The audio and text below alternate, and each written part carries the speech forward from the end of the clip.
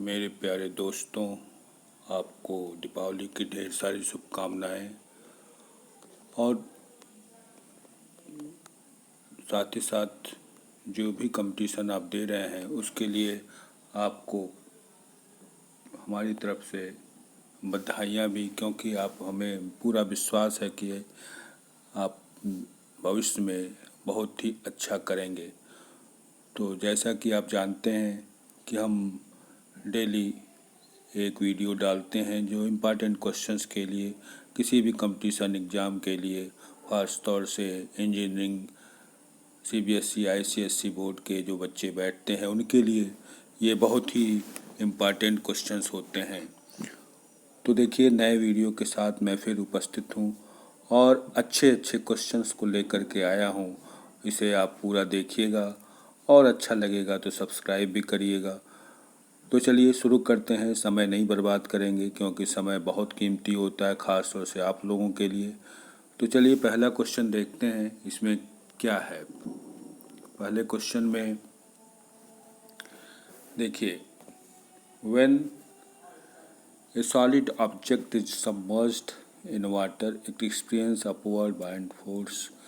Buoyant force acts because the weight of the displaced fluid creates a net upward force on the submerged objects. देखिए, ये Archimedes के principal पर questions है और आप जानते हैं आर्किमिडीज का सिद्धांत क्या कहता है। आर्किमिडीज का सिद्धांत कहता है जब किसी वस्तु को हम पानी में डुबाते हैं तो अपने भार के बराबर वो पानी को ऊपर की तरफ ठेलता है। तो जो वस्तु अगर तैरती है तो उसका भार जितना होगा उतने ही के बराबर पानी को ऊपर का अपवर्ड फोर्स लगाता है। तो एकदम सिंपल आपको इसमें क्लियर हो जाना चाहिए कि कोई भी वस्तु अगर तैर रही है तो इसका मतलब वो जो पानी को डिस्प्लेस किया ऊपर वो उसके भार के बराबर है। तो ये दोनों जो असर्टेन है और रीजन है ये दोनों सही हैं, क्योंकि देखिए when A solid object is submerged in water it experience an upward buoyant force. दूसरा buoyant force acts buoyant force acts because the weight of the displaced fluid creates a net upward force on the submerged object. तो इस तरह से दोनों reason मतलब ascertain और reason दोनों सही है। इसका हम एक्सप्लेनेशन भी दे दिए हैं, आप इसे देख लीजिएगा और इसे नोट भी कर लीजिएगा क्योंकि ये एकदम अलग ढंग का क्वेश्चन है और ऐसे क्वेश्चन अक्सर टफ कंपटीशनों में आते रहते हैं। तो आशा करते हैं आप ये समझ गए होंगे। टोटल ये आर्किमिडीज प्रिंसिपल पर ये क्वेश्चंस है। चलिए नेक्स्ट क्वेश्चन की तरफ बढ़ते हैं। देखिए,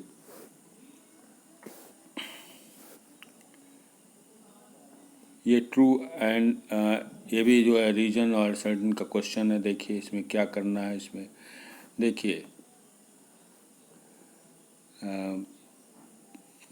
देखिए इसमें जो है क्या दिया हुआ, speed of light decreases as it enters a denser medium, ये तो सर्टन है। और दूसरा रीजन क्या है, in a denser medium light travels are absorbed और re-emitted at a slower rate.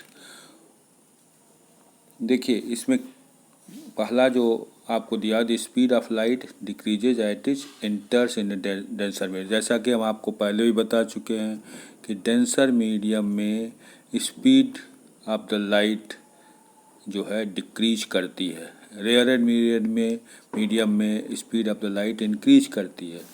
तो ये पहला तो सही है।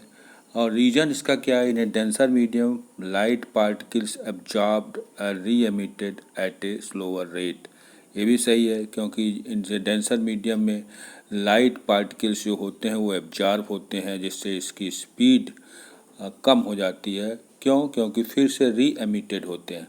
तो देखिए इसका both answers and reasons are true but the reason is not the correct explanation for the assertion. ये सही तो हैं लेकिन उसका रीजन का जो असर्टन का जो रीजन दिया वो उससे मैच नहीं कर रहा है। देखिए बहुत ही कंफ्यूजन वाला क्वेश्चन है और साथ ही साथ ये बहुत दिमाग वाला क्वेश्चन है। देखिए, both assertion and reasons are true but the reason is not the correct explanation for the assertion. तो देखिए, कभी कभी ऐसा होता है कि रीजन जो दिया रहता है उससे मैच नहीं करता, और ये भी हो सकता है कि जब मैच ना करे तो गलत भी हो सकता है। तो इस तरह से आपको ध्यान देना है कि रीजन और असर्टेन दोनों अगर मैच करता है तो एकदम ट्रू है, लेकिन अगर नहीं करता है तो आप इसमें क्लियर लिखेंगे। तो देखिए, इसमें लिखा भी है हमने कि light slows down in a denser medium due to the interaction with the medium but detailed reason is more complex than the absorption and रीएमिशन।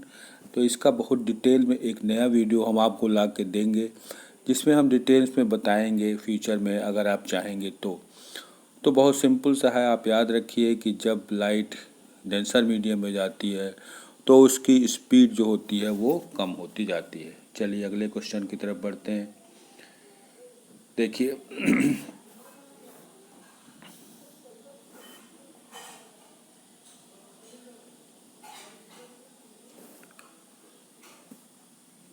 अब ये ट्रू एंड फॉल्स का क्वेश्चन है। देखिए ये क्या है, the frequency of a light changes when it enters a different medium. देखिए, frequency change नहीं होती है। ध्यान लीजिए, कभी भी जब लाइट किसी दूसरे मीडियम में जाती है तो उसकी फ्रीक्वेंसी चेंज नहीं होती है।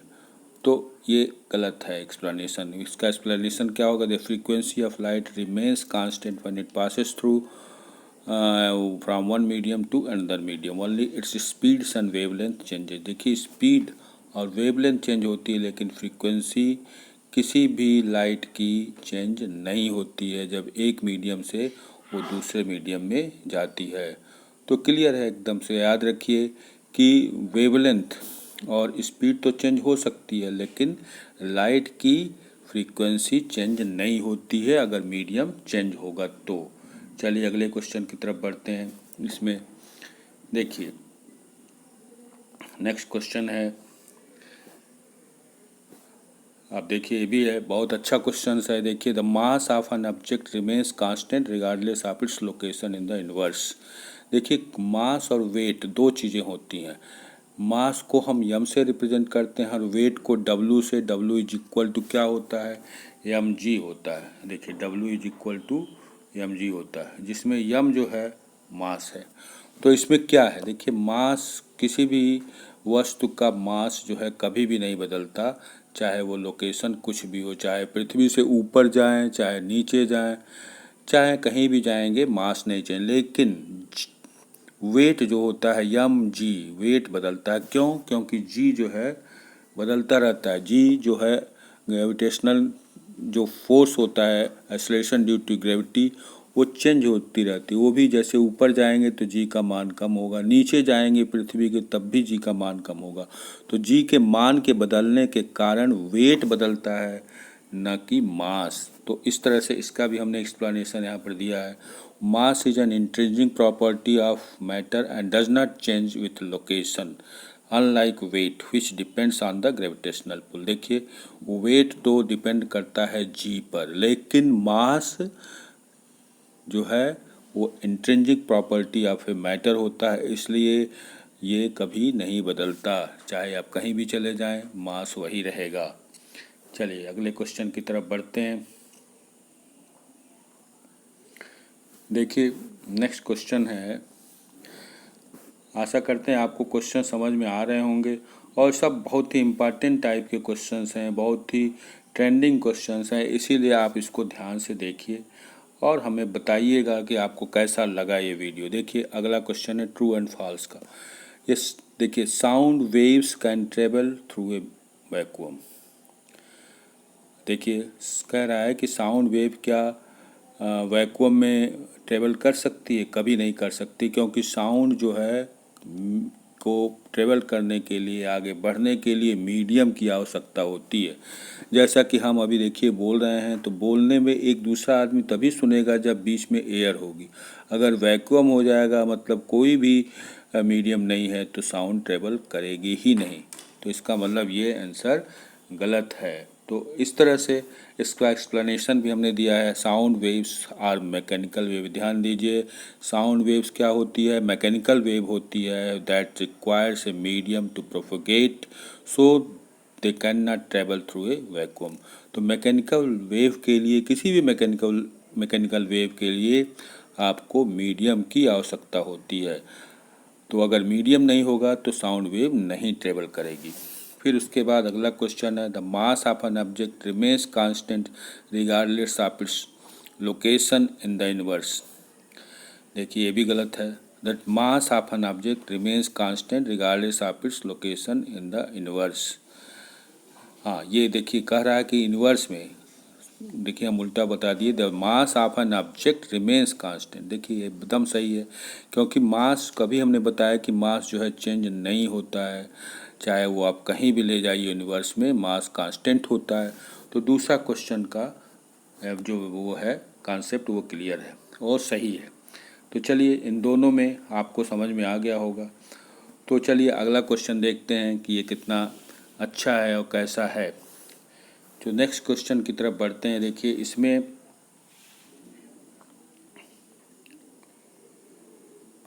ये फोटो इलेक्ट्रिक, ये देखिए एक दूसरा क्वेश्चन है, ये भी असर्टेन ओरिजिन का है। The acceleration due to gravity decreases with increasing altitude. The acceleration reason क्या है, the acceleration due to gravity is inversely proportional to the square of the distance of the earth centre. तो देखिए both जो है ascertain और regions are true, क्योंकि अभी हमने बताया कि एक्सेलरेशन ड्यू टू ग्रेविटी मतलब जी, स्मॉल जी जो है वो जो है ऊपर जाइए चाहे नीचे जाइए वो बदलती रहती है। तो इसमें क्या होगा कि acceleration due to gravity decrease, लेकिन वो डिक्रीज करती रहती है विथ इंक्रीज ऑफ अल्टीट्यूड। जहाँ यहाँ क्या क्वेश्चन में दिया गया है कि क्या ऊपर जब जा रहे हैं तो क्या ये डिक्रीज करेगी, वास्तव में डिक्रीज करेगी। और इसका रीजन क्या है, the acceleration due to gravity is inversely proportional to the square of the distance from the earth centre. तो देखिए इसके लिए फार्मूला हमने यहाँ एक्सप्लेन किया है, small g is equal to g m upon r square. तो देखिए small g is inversely proportional to, small g is inversely proportional to 1 upon r square. क्योंकि देखिए इसमें जी और एम दोनों अगर कांस्टेंट हो जाए, जी ऐसे भी कांस्टेंट होता था, मास भी एक अगर कांस्टेंट हो जाए तो जो स्मॉल जी है वो inversely proportional to the square of the distance होती है। तो इस तरह से इसका दोनों चीज़ें सही हैं। पहला, the acceleration due to gravity जो है डिक्रीज करेगी ऊपर जाने पर, और दूसरा जो है एक्सेलरेशन ड्यू टू ग्रेविटी किस बात पर निर्भर करती है, it is inversely proportional to the square of the distance in the inverse. तो चलिए ये अगला क्वेश्चन आपको समझ में आ गया होगा। नेक्स्ट क्वेश्चन की तरफ बढ़ते हैं। देखिए इसमें क्या करना है अगले क्वेश्चन में। देखिए ये सारे क्वेश्चन जो आपको हम दे रहे हैं वो कहीं न कहीं किसी न किसी एग्ज़ाम में ज़रूर पूछे गए हैं। तो इसलिए आप इसमें कंफ्यूज मत होइएगा कि ये क्वेश्चन आखिर कहाँ से लाया जा रहा है। क्वेश्चन बहुत ही दिमाग, बहुत सारी किताबों को खोज करके और उसको समझ करके ही हम क्वेश्चंस लाते हैं। क्योंकि देखिए इसमें हम ये तो निश्चित आपसे कहेंगे कि अगर ये सारे क्वेश्चंस आप एक जगह नोट्स के रूप में लिख लेंगे और उसको बार बार दोहराएंगे तो आपको ये क्वेश्चन एकदम क्लियर हो जाएंगे और एग्ज़ाम के समय आपको लगेगा कि हर क्वेश्चन का आंसर आपको दिमाग में एकदम याद है। तो चलिए इस क्वेश्चन की तरफ बढ़ते हैं। इन an elastic collision between the two bodies the total kinetic energy before and after the collision remains constant. देखिए दो बॉडी है और उसमें कोलिजन कैसा हो रहा है, जो है collision between the two bodies the total kinetic energy, elastic collision हो रहा है। तो इलास्टिक कोलिजन हो रहा है और उसमें कह रहा है कि the total kinetic energy before and after collision remains constant. तो देखिए इसका रीजन क्या दिया है, during an elastic collision some kinetic energy is converted into other forms of energy. ये गलत है। देखिए पहला आंसर तो सही है, सर्टन में देखिए लिखा है certain is true but the reason is false. देखिए हमने आपको इसीलिए एक्सप्लेन करके लिख भी दिया है, क्योंकि अगर हमारे वीडियो को आप देखते हैं तो वो स्थायी कब होगा, जब आप इसको बार बार पढ़ेंगे, लिखेंगे और अपने नोट्स बुक में नोट कर लेंगे।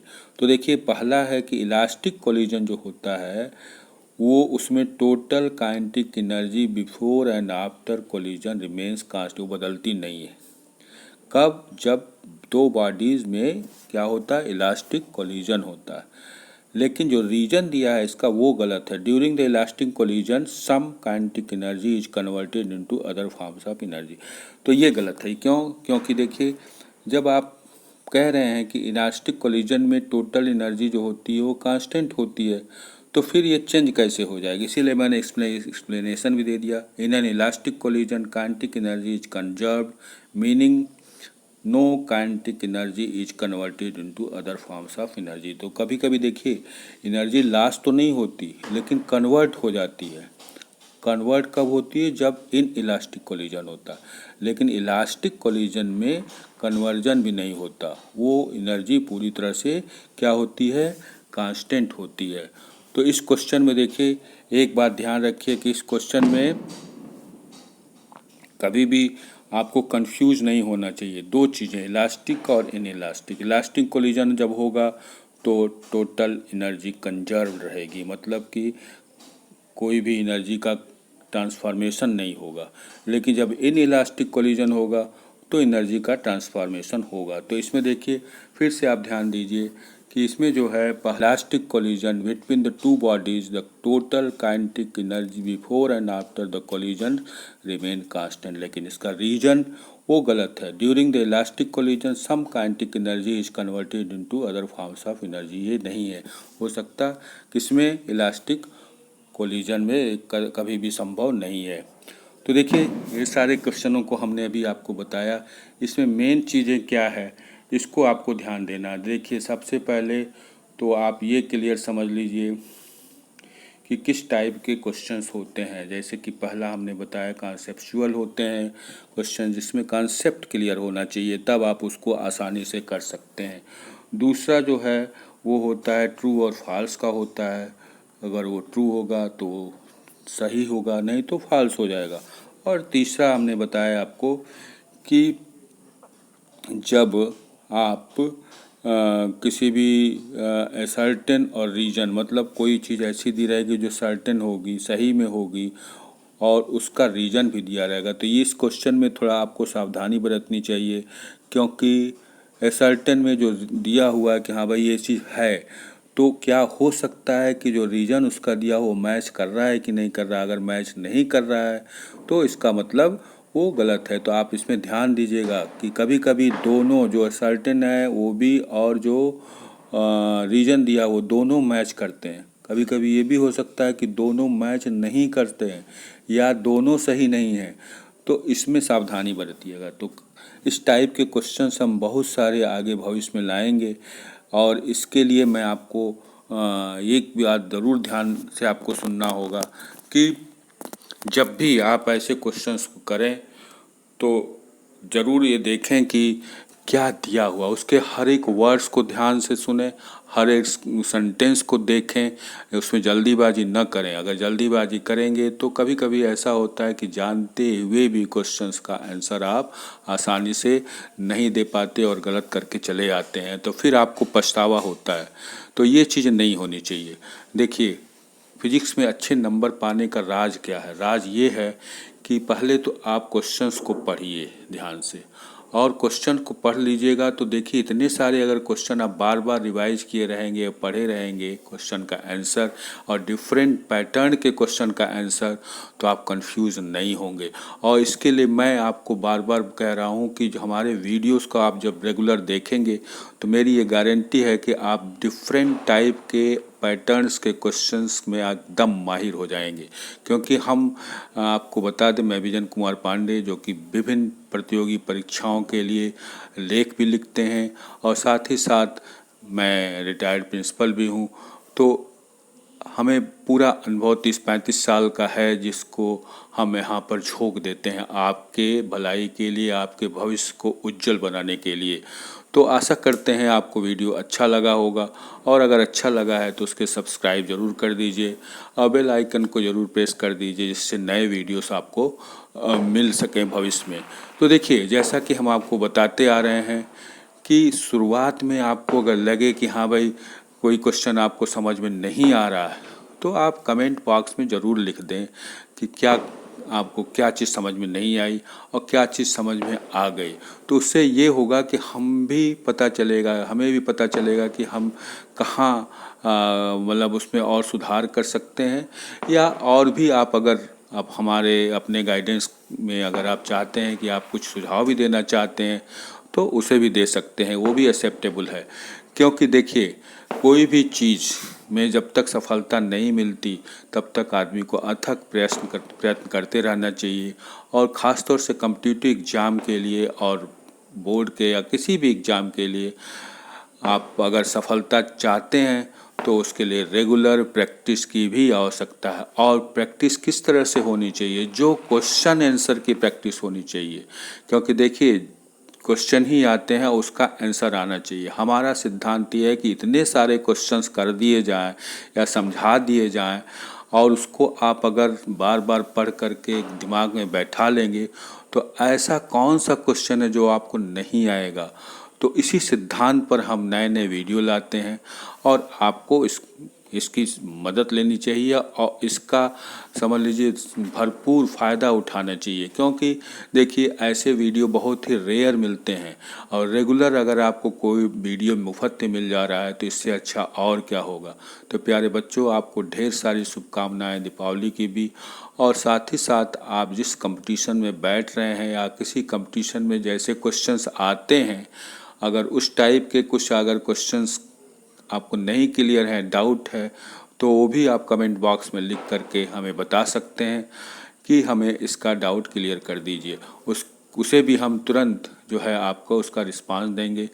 और मेरा मोबाइल नंबर आप जानते हैं, 6265083116। इसे आप नोट कर लें, इस पर आप बात भी कर सकते हैं। तो फिर से मोबाइल नंबर नोट कर लें, 6265083116। नाम विजन कुमार पांडे। तो प्यारे बच्चों, आपको ढेर सारी भविष्य की शुभकामनाएं। और जिस परीक्षा में बैठने जा रहे हैं उसमें सफलता का मूल मंत्र यही होता है कि दिमाग को स्थिर करके अपनी मेहनत के बल पर ऐसे चौके और छक्के लगाएं कि आदमी या सफल आपको लोग देखते रह जाएं। और देखिए, सफलता ऐसे आसानी से नहीं मिलती, क्योंकि सफलता के लिए अथक परिश्रम की आवश्यकता होती है। और वो भी परिश्रम सही डायरेक्शन में होना चाहिए। अगर सही डायरेक्शन में आपका पढ़ाई या आपका मेहनत नहीं लग रहा है तो इसका मतलब आप सफल नहीं होंगे। कुछ बच्चे ऐसे होते हैं कि जो ही 2 ही 4 घंटे पढ़ के किताब कर जाते हैं, और कुछ बच्चे ऐसे होते हैं जो कि बहुत ज़्यादा मेहनत करने के बाद भी वो टॉप नहीं करते और सफल नहीं होते। उसका एक ही कारण है, क्योंकि उनका जो पढ़ाई का तरीका है या उसका जो रास्ता है वो गलत है। तो पढ़ाई के तरीके या नंबर पाने के कुछ ट्रिक होते हैं जिसको हम अपने वीडियो में बताते रहते हैं। क्वेश्चन के सॉल्व के अनुसार ही, उसी के अनुसार उसी में हम आपको क्लियर भी करते रहते हैं। क्योंकि सफलता का राज यही है कि ज़्यादा से ज़्यादा क्वेश्चंस करें और डिफरेंट टाइप के क्वेश्चंस करें, और इसका वीडियो भी देखें हमारे, तो आपको लग जाएगा कि ये सारे क्वेश्चन कितने इम्पॉर्टेंट हैं। तो पुनः आपको मैं यही राय दूंगा कि हमारे पूरे वीडियो को ज़रूर देखें, क्योंकि फिजिक्स एक ऐसा सब्जेक्ट है जिसमें हर टॉपिक महत्वपूर्ण होते हैं और हर टॉपिक का एक्सप्लेनेशन भी महत्वपूर्ण होता है। क्योंकि उसमें कहीं भी ऐसा नहीं कि अगर ऐसा हो गया तो वही हो गया, वैसा हो गया तो ऐसा संभव ही नहीं है। इसीलिए मैं आपको कहता हूँ कि वीडियो ज़रूर देखें, क्योंकि अधूरा ज्ञान, कोई भी क्वेश्चंस को आप आधा देख लिए आधा छोड़ दिए तो कभी भी आप उसमें सफल हो ही नहीं सकते, ये मेरी गारंटी है। इसीलिए मैं आपसे बार बार रिक्वेस्ट भी करता रहता हूँ कि आधे घंटे का वीडियो होता है, अगर आप उसे रेगुलर देख लेंगे, सब्सक्राइब कर देंगे, वेलकम आइकन को प्रेस कर देंगे, तो आपको नए भी वीडियो मिलते रहेंगे। तो पुनः बेटे आपको हमारी ढेर सारी शुभकामनाएं। अगर आप सब्सक्राइब नहीं किए हैं तो सब्सक्राइब ज़रूर कर दें। बस इसी से मेरा उत्साह बढ़ेगा और फिर से नए नए वीडियो लेके आऊँगा। धन्यवाद।